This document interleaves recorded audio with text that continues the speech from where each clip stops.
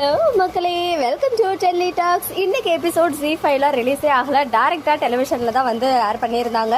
கார்த்திகை தீபம் கிராமத்து கதைக்களம் ரொம்பவே இன்ட்ரெஸ்டிங்கா மூவ் ஆகிட்டு இருக்கு. இதுல கார்த்தி வந்து அந்த போட்டியில கலந்து வின் பண்ணி அந்த தங்க சங்கலையுமே வந்து எடுத்து தூக்கி வீசி போட்டாரு. அது வந்து கரெக்டா ஹீரோயினோட கழுத்துல போயாச்சு.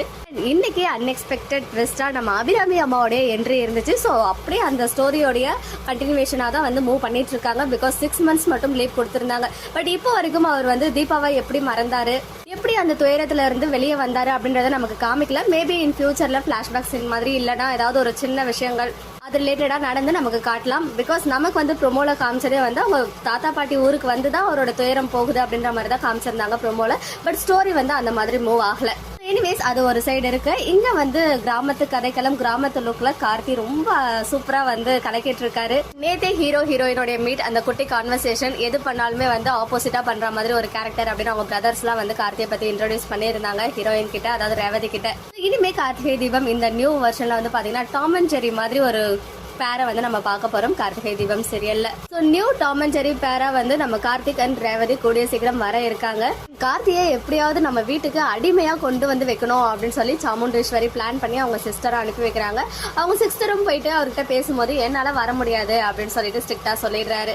இன்னைக்கு எபிசோட்ல அன்எக்ஸ்பெக்டட் ட்விஸ்ட் இதுதாங்க. பிகாஸ் சாமுண்டேஸ்வரிக்கு அகைன்ஸ்டா ஒரு பர்சன் அங்க வில்லனா இருக்காரு இல்லையா, ஃபெரோஸ் கான். அவரோட கேரக்டர் நேம் என்ன அப்படின்னு சொல்லிட்டு சீரியலை நான் நோட் பண்ணல.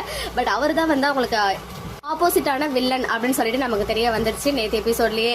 பட் எதிர்பார்க்காத ஒரு விஷயம், சாமுண்டீஸ்வரியுடைய சிஸ்டர் இருக்காங்க இல்லையா கிருத்திகா, அவங்களுடைய சீரியல்ல அவங்களுடைய ஹஸ்பண்ட் தான் ஃபெரோஸ் கான். இந்த விஷயம் இன்னைக்கு எபிசோட்ல எண்ட் ஆகும்போது தான் காமிச்சாங்க.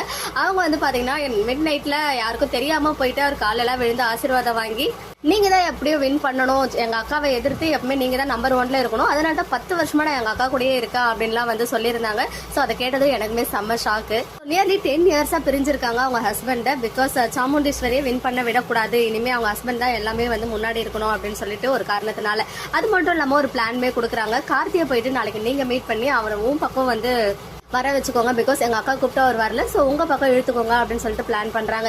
ஸோ ப்ரிவியூலுமே பார்க்கும்போது போயிட்டு கார்த்திக் கிட்ட போயிட்டு பேசுற மாதிரி காமிக்கிறாங்க. ஸோ நாளைக்கே அந்த எபிசோட் வந்து டெலிகாஸ்ட் ஆகிறதுக்கு ஹைலி சான்சஸ் இருக்கு. நியூ வெர்ஷன் உங்களுக்கு பிடிச்சிருக்கா? இன்னைக்கு எபிசோட் எப்படி இருந்துச்சு அப்படின்னு கமெண்ட்ல சொல்லுங்க. ஓகே மக்களே, நெக்ஸ்ட் வீடியோல மீட் பண்றேன். எக்ஸ்க்ளூசிவ் அப்டேட்ஸ்க்கு மறக்காம நம்ம யூடியூப் சேனலை சப்ஸ்கிரைப் பண்ணிக்கோங்க.